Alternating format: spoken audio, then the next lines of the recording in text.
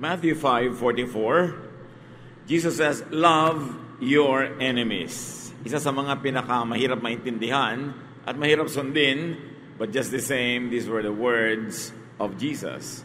Daily life could actually produce enemies for us. Kumisan tayo ang may likha, kumisan naman, hindi natin sinasadya, nagkakaroon tayo ng mga enemies. How to handle enemies? Dear Lord, we ask you to give us wisdom so that we may not only survive, but also have joy in life in spite of having enemies. Teach us how to deal with this very true and very actual reality of our daily lives. Kayo ang manguna, magturo, umakay sa amin.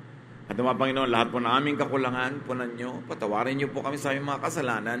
At ngayon, hinihiling namin kayong mag-aral, kayo po magturo sa amin. We ask you, we seek you, in the name of your Son, Jesus. Amen. How do you handle enemies? First of all, don't make enemies.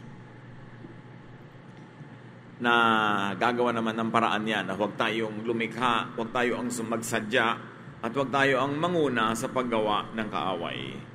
Proverbs 20 verse 3, it makes you look good when you avoid a fight. Only fools love to quarrel. Kaya dibdibin natin yung napakasimpleng katuruan na ito na nakabubuti sa iyo na umiwas sa away, sapagkat malaki daw kahangalan yung palaaway. Try not to make enemies. Yung enemy na siya ang umiimbento ng gulo nyo, siya ang may pananagutan doon. Pero yung ikaw ang umiimbento o kaya ikaw yung nagpatuloy ng sinimulan niya, may pananagutan na tayo doon. Proverbs 26:27, if you dig a pit, you will fall in. If you start a stone rolling, it will roll back on you. So para kang dumudura sa langit, sa mukha mo rin malalaglag ang iyong dura. Ganun ang paggawa ng kaaway. Pagka meron kang nilikha na patibong para sa kanya, ikaw ang mahuhulog doon. Ang gulong ginagawa mo, ikaw ang magugulo. However, if it can be avoided, at least minimize making enemies. Kumisan, sa paggawa mo ng tama, doon ka nagkakaroon ng kaaway, wala ka na magagawa tungkol doon. Pero, paliitin mo pa rin. Pwedeng pakontiin ang makakaaway o aaway sa iyo at pakontiin mo yung degree ng pag-aaway. Proverbs 17:14, the start of an argument is like a water leak. So stop it before real trouble breaks out. Yung mga water leak, kahit sa bahay, konti lang ang simulan yan, patak-patak, pero pagka hindi mo niremedyohan, lumalaki. Ganon din yung mga crack at mga kung ano-ano mga problema, kailangan maliit pa lang, lutasin na.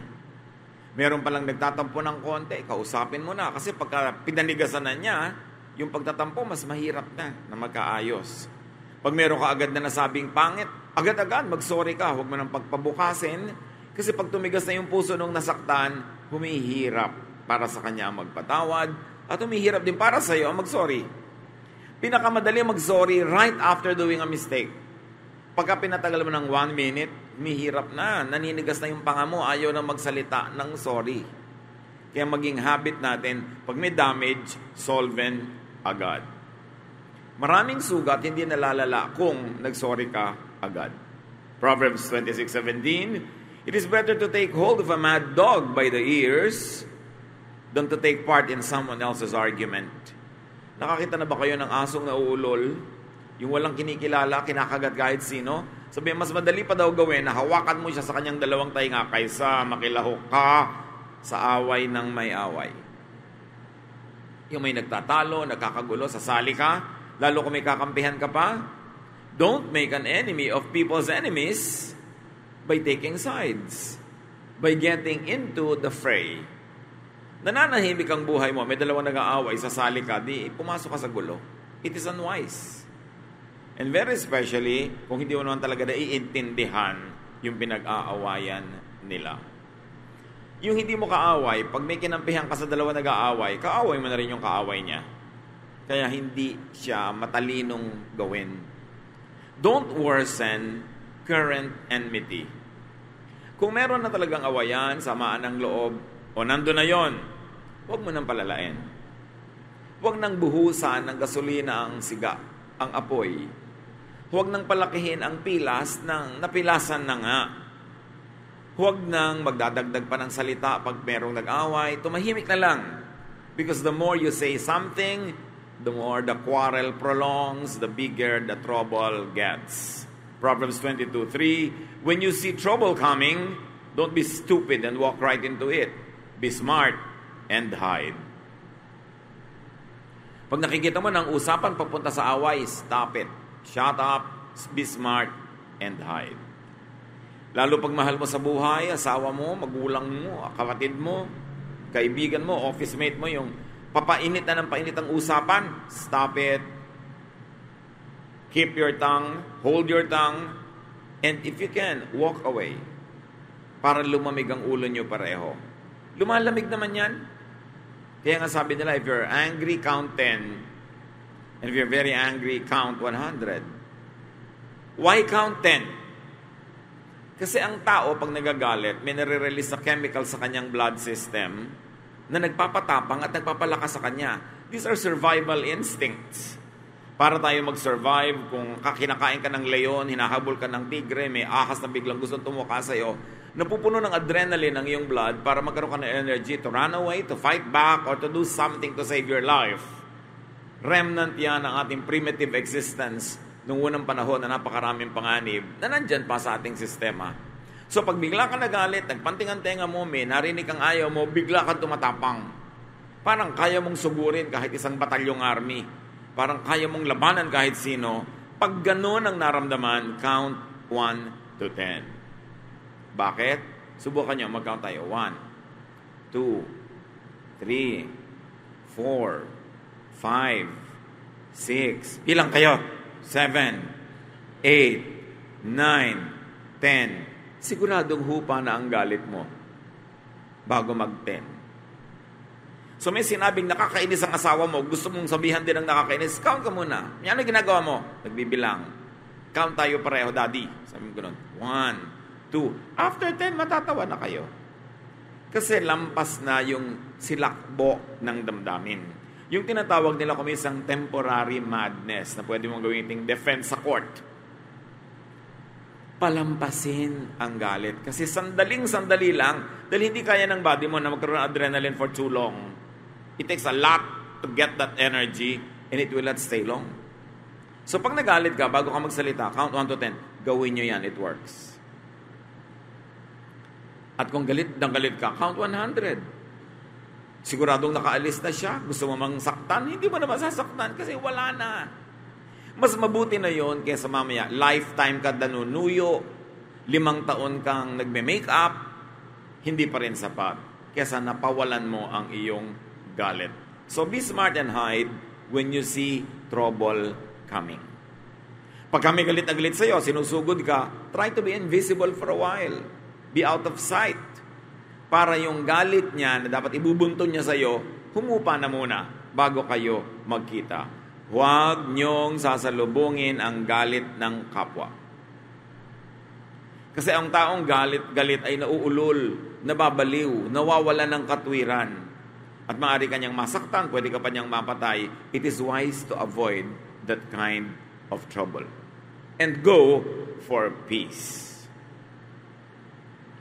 Ang lagi nating hanapin, planuhin, hangarin, kapayapaan, katahimikan, katiwasayan with our fellow men. So make friends, make peace with your accuser. Pag kami nagagalit sa'yo, dinedemanda ka, make friends, especially if he or she is right.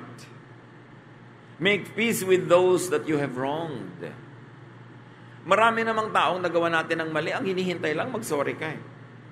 Ang hinihintay lang, aminin mo ang iyong pagkakamali, umiga ng tawad, at tapos na. Bihirang tao rin yung gustong galit siya, na gusto niya may kagalit ng matagal. Ayaw ng tao, no, normally.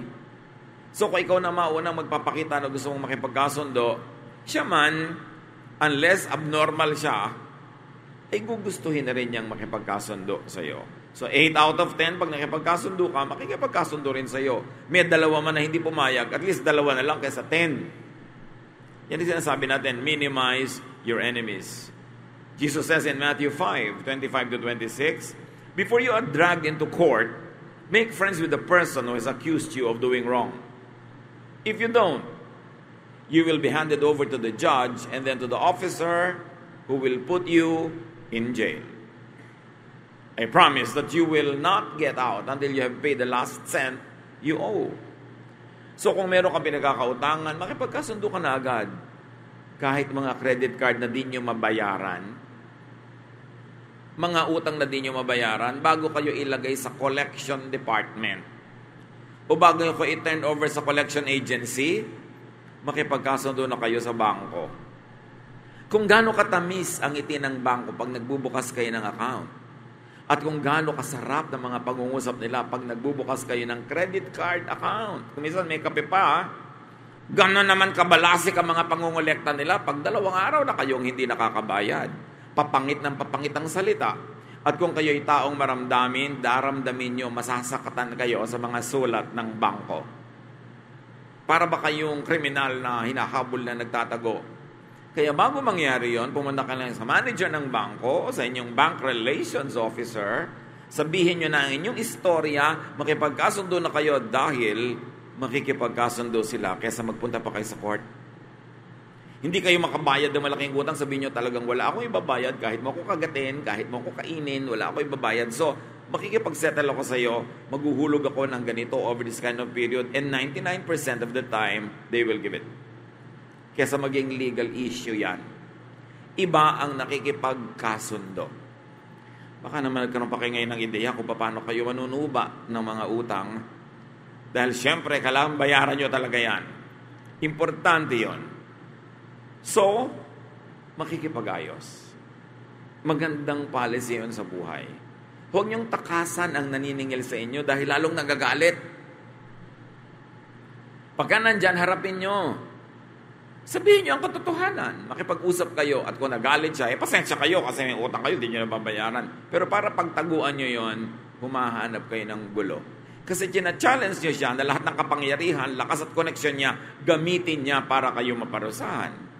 Samantalang pwede niyo namang tanggalin ang galit niya kung kakausapin ninyo. Do not needlessly sue fools. Huwag nang magdemanda, maghabol, sa tinatawag ng Bible ng mga hangal, wala kayong mapapala. Proverbs 29:9, be wise and don't sue a fool. You won't get satisfaction because all the fool will do is sneer and shout. So huwag makipagtalo, huwag makipag-away, huwag makipag-agawan sa hangal kasi dadaan nila niya sa sigaw. Dadaanin niya sa mga walang katwirang mga salita, lalo lang lalala. So do not argue with fools and do not quarrel with what you might call subordinates or people beneath your station. Kung mas matalino kayo sa kanya, huwag niyong patulan. Kung mas malayo ang naabot niyo at narating, mas marami kayo na-accomplish, mas lalong huwag niyong patulan. Kasi lahat ng yun, itataya niyo sa walang kakwentang-kwentang argumento. Nagpakahirap-hirap kang buuin ang iyong buhay, maging matagumpay, mabunga, tapos pasinaksa ka lang ng ice pick sa sentido na matay ka tuloy sa walang kakwenta-kwentang bagay. So huwag kayo nakikipagtalo sa bagay na mas mababa ang lagay kesa sa inyo. Kung minsan yung iba, hindi lang nasuklian ang tama ng jeepney driver, makikipaghampasan ng tubo. It is wise to avoid such troubles dahil mas malaki pa ang gagawin mo sa buhay, mas marami ka pang kikitain, at kung totoo ang iyong inaakala, mas mataas naman ang kalagayan mo sa buhay, bakit mo ibababa para lang doon? Kailangan pinapahalagahan mo the bigger picture. What is at stake? May mga nababaril sa pakikipagawan sa parking lot. Merong mga napapatay dahil sa nilampasan sa kalsada, kinat, tapos kakatin din hanggang mamaya, nagmungguan na sila o nagbarilan. Is it worth it? Ganun lang ba ang halaga ng iyong buhay? Ganun lang ba ang halaga ng iyong kapayapaan? So always make and move towards making peace. Tuwing may kaaway, ang langing hakbang mo patungo sa kapayapaan, hindi sa pagpapalaki ng away, hindi sa pagpapalaki ng gulo. Matthew 18:15, if one of my followers sins against you, go and point out what was wrong. But do it in private, just between the two of you. If that person listens, you have won back a follower. Apply it to a friend, apply it to a colleague. Pag na-offend ka, may ginawa siyang mali, puntahan mo quietly, Sabihin mo ang iyong nadarama. Kung nasaktan ka, sabihin mo. Humingi ka ng paliwanag. And most of the time, these people will appreciate your effort, say sorry if they are wrong, and then peace will reign. It is important na pagkagalit ka sa isang tao, may nagawa siyang mali, siya ang kausapin mo. Huwag mo siyang ikwento sa iba. Malalaman niya yon, magagalit siya lalo, lalaki ang gulo. So, importante, use peaceable methods and open doors. Kailangan nakabukas ang puso mo para sa goodwill, sa peace, sa areglo. At ikaw mismo ang gumawa ng paraan na kung may nagagalit sa iyo, mawala ang galit niya at kung pwede sana mapalitan ng goodwill.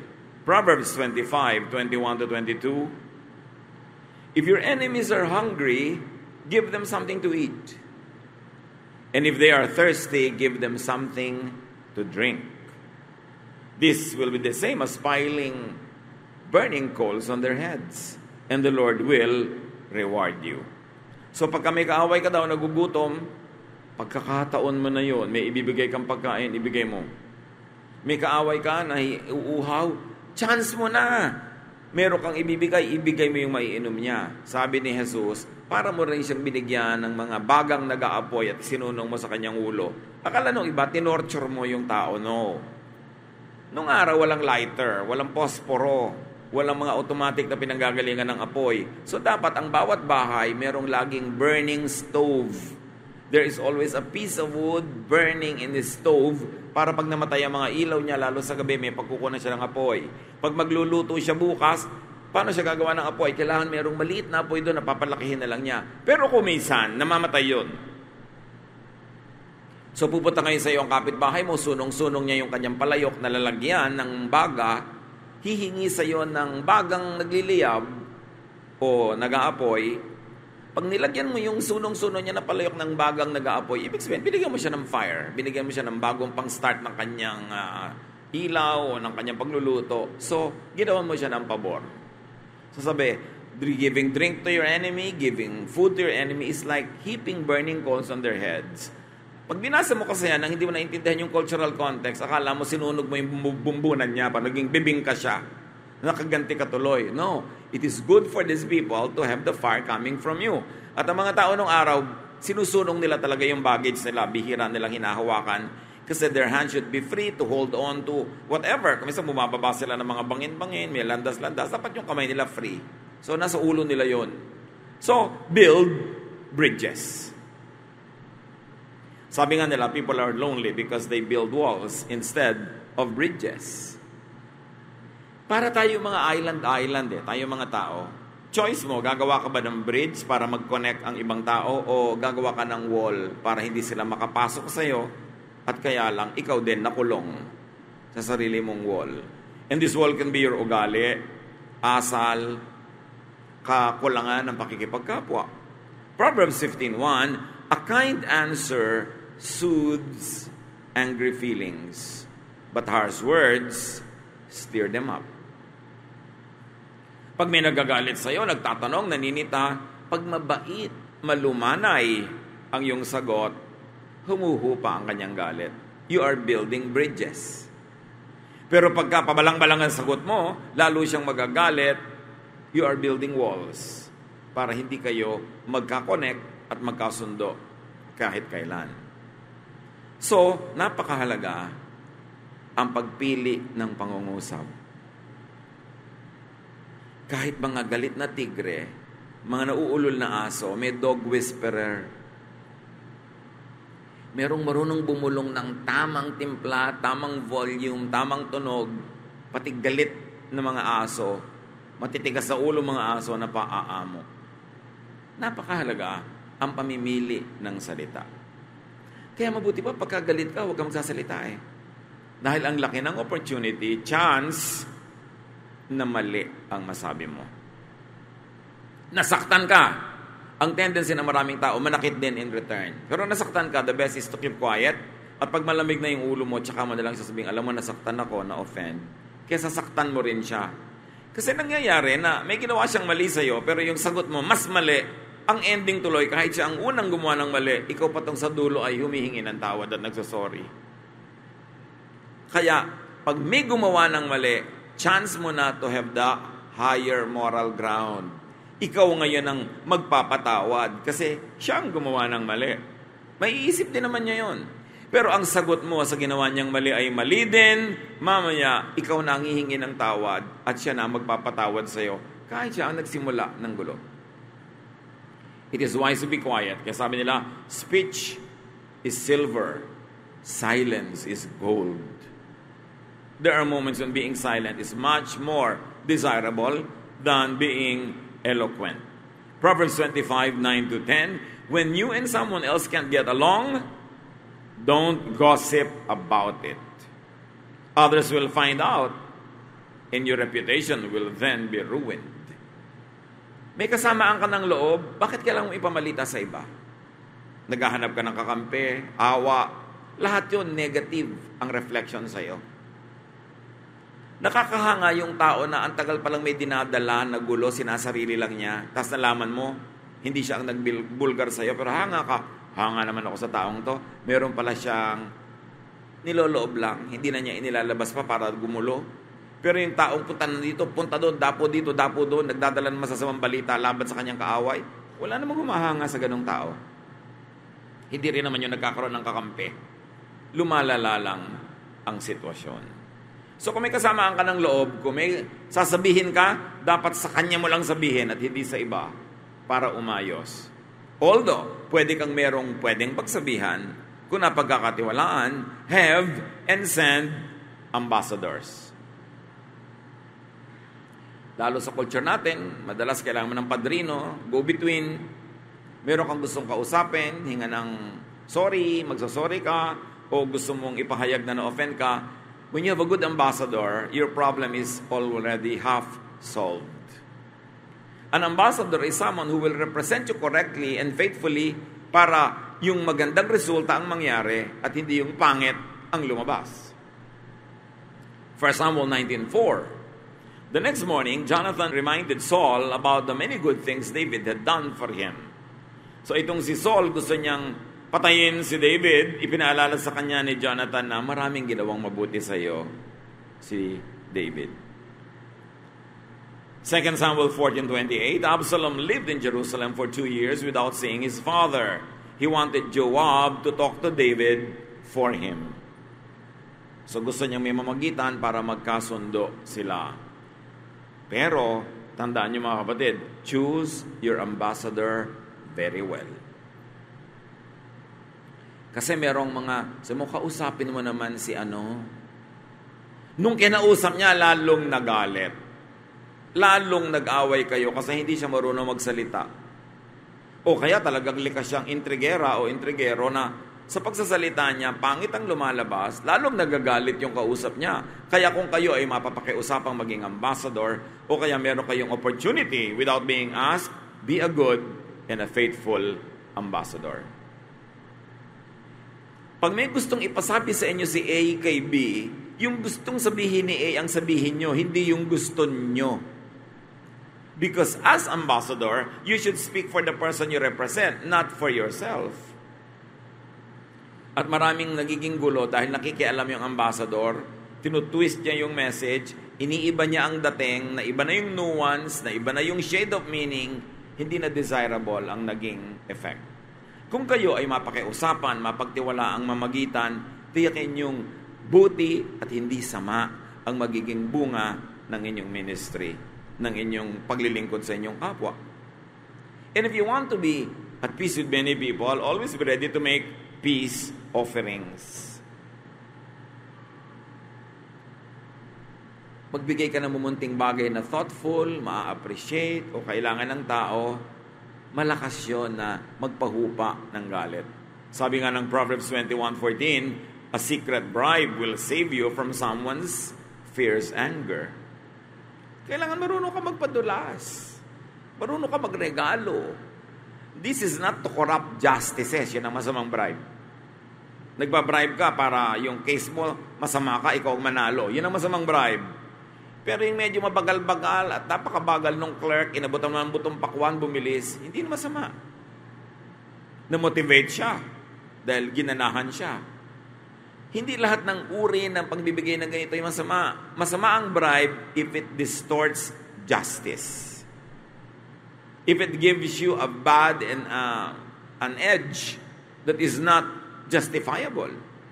But if it's only to motivate people to be nice, to be kind, to be quicker, to be more industrious, it helps you. Proverbs 17:8, a bribe works miracles like a magic charm that brings good luck. So yung taong marunong magregalo, marunong mag-abot, marunong mag-tip, marunong magpasaya ng kapwa, usually, pinapasaya din siya. At kung gusto niyo ng very good service sa isang restaurant, siyempre dapat nagtitip kayo. Pero kung nagtip kayo ngayon dahil paalis na kayo, ang good service niyo, next visit pa. Kaya kung gusto niyo ng good service, this visit, nagsisimula pa lang kayong umorder, ibigay niyo na ang tip. Ito ang para sa'yo. Binigyan mo ba naman ng 15,000? Talaga siguro pinatayo niya lahat ng tao at ikaw lamang ang pinaupo doon. Pinipedicure ka pa habang nagsosopas ka. Mag-abot ka agad. Money talks, and when it does, people listen. Masama ba naman magbigay ka ng tip sa mga waiter na ang liliit ng sweldo? Walang inaantay yung asawa ng pag-uwi, kundi magkano ang natip mo ngayon? So bukas baka kapasal yung pamilya dahil maraming natip. So it's not wrong. Masama lang yung ito tip. Kumupit ka pa sa kusina, dagdagan mo yung take out ko. O iba na yon. Iba siyempre yung marunong ka magpagana, marunong ka magregalo. Akala nung iba, mali yun eh. Mali lang yon pag itutuwid mo yung liko. Kukuha ka ng undue advantage to twist justice. So make peace offerings. And remember, if you want peace in life, pay. May utang ka, bayaran mo, tatahimik ang buhay mo. Meron kang gustong ma-enjoy, bayaran mo. Hindi mo kayang bayaran, magtiis ka, huwag kang mong enjoyin. But don't get free lunch. There is no such thing. Dapat willing ka magbayad. Bayaran mo ng pera, bayaran mo ng services, bayaran mo ng ibang bagay, pero dapat marunong ka magsukli. Huwag kang laging libre at nagpapalibre. And kung merong may utang sa'yo, hindi ko ikamamatay na hindi singilin, ayaw niya magbayad o hindi na niya kaya magbayad, don't collect anymore para tumahimik ang buhay. At pwede mong sabihin, alam mo, hindi na kita sisingilin, so huwag mo na akong iwasan. Kasi kahit naman singil ka ng singil, hindi ka rin nakakasingil, nagagalit ka, nagagalit siya sa'yo, wala ka rin namang napala, sayang naman yung galit mo. So patawarin mo na. Rebuild damaged friendships. One of the few things that you can never make is to make old friends. You can make new friends, but you cannot make old friends. So napakalaking kamalian to turn old friends into enemies. At napakalaking sayang pag pinayagan mo na ang isang old friend maging enemy mo dahil siya ang nagalit sa'yo kasi hindi mo sinuyo, hindi mo kinausap. Today, you can make a new friend, pero today ba makakagawa ka ng 30-year-old friendship? No. You can only lose it, but you cannot make it. Kaya ang old friends pinapahalagahan. Hindi ka makakaimbento ng old friend. Ibabalik mo ang panahon. Yung iba, kulang na kulang sa katinoan. Yung mga matatanda at dati ng kaibigan, yun pa ang inaaway. May pinagsamahan kayo, kilala nyo ng mga ugali ng isa't isa. Doon ka palalayo ang loob, lugi ka. Kailangan pahalagan mo ang old friends. Because life is better with friends. Proverbs 18:24, a true friend is closer than your own family. So do not lose a friend and do not let a friend become an enemy. Dahil yung katotohanan na sinasabi, your best friend could be your worst enemy. Yan ang nakakalam ng lahat ng lihim mo. Pag yan ang nagalit sa'yo, logi ka. So dapat pinapahalagahan mo ang isa't isa. Life is worse with enemies. Better with friends, worse with enemies. you are better off without enemies. And if you have an enemy and you really like to be a winner, the best way to win over an enemy is to turn him into a friend. Dun ka lang nanalo sa kaaway pag naging kaibigan mo siya. Pero nasaktan mo siya, nasunog mo yung bahay niya, nabaril mo yung asawa niya, sa palagay mo panalo ka doon? Sa palagay mo hindi siya maghihigante? O siya ang sinira mo, sa palagay mo walang mahal sa buhay yun na maghihiganti para sa kanya? Ang isang kaaway na hindi mo nagiging kaibigan is a great loss. So para ka magtagumpay at para ka magsaya, magdiwang, pag lang ang dati mong kaibigan ay dati mong kaaway ay naging kaibigan mo na. O at least, hindi mo na siya kaaway. Kaya ang sabi ni Jesus, love your enemies. Sa palagay nyo, ipinapadehado tayo ni Jesus kaya sinasabi niyang love your enemies? No, Jesus wants you to be a winner. Because when you love your enemies, the natural tendency is for them to love you back. It might take some time and a lot of investment, but it can happen. And only when your former enemy loves you now and is your friend will you really be victorious. Doon palang tunay ang tagumpay. Peace is important. We don't want enemies. Kaya merong isa tayong project na pinakamabilis itong gumawa ng enemies. Next to pangungutang na hindi pagbabayad, pagdaldal ng mga walang katuturan, pagsasalita ng mga masakit, o pagbubulgar ng mga sikreto. Diyan tayo nagkakaroon ng mga kaaway. Proverbs 21:23, watching what you say can save you a lot of trouble. Maraming tao nagkabuhol-buhol ang buhay, naalagay sa gusot at sa gulo dahil sobrang matabil. Sobrang mabilis magsalita. Nagbubulgar ng mga sikreto, nang-aaway ng mga tao, nananakit ng damdamin, gulo ang iuwi niyan sa buhay. So do not make enemies with bad words. Instead, make friends with good words. Choose your words. Psalm 34:14, do good instead of evil, and try to live at peace. Sandali lang ang buhay. Pag nabuhay ka ng 60, 1/3 of that, tulog ka. So 40 na lang ang natira na years na gising ka. Tas may kaaway ka pa. Sayang ang panahon. Sayang ang energy. Pag may nakasakay ka sa jeep na nakaaway mo, hindi kayo nagtitingin na nakakapanigas yata ng leeg yung ayaw mo siyang makita. Nagkita kayo sa isang okasyon, gusto mo nang umalis agad, ang hirap ng damdamin mo, sayang ang okasyon. Alisin ang mga kaaway sa buhay. Kung hindi natin sila kayang gawing kaibigan, at least alisin ang pagiging kaaway, coexist. Pero kung kaya mo pang gawing kaibigan because you know how to give gifts, you know how to say good words, and you know how to be sincere and be kind and loving, then your life will be sweeter and nicer. Kahit anong gawin natin, gumawa ka ng kaaway, gumawa ka ng kaibigan, sandali lang ang oras natin sa mundo. It is nicer kung friends ang mga nakapaligid sa atin, or at least hindi enemies. Sabi ni Jesus, I came that you might have life and have it to the full.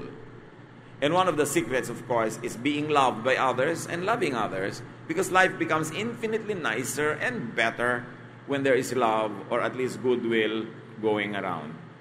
Dear Lord, teach us to be agents of peace.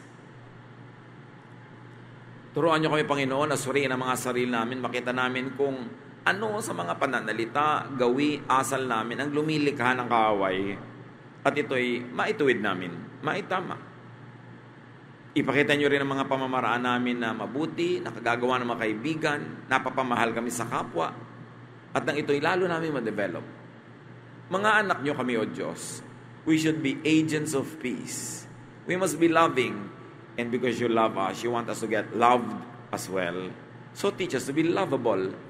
Teach us to watch our tongues, our lifestyles, so that we will have more friends and less enemies. Pagbulay-bulayan natin mga kapatid, i-apply agad sa ating mga pamilya, sa inyong workplace, sa inyong mga kaibigan, and then to your greater and bigger community. Dear Lord, all your people are silent before you for a while, Give everyone wisdom to apply these powerful truths in everyone's daily life.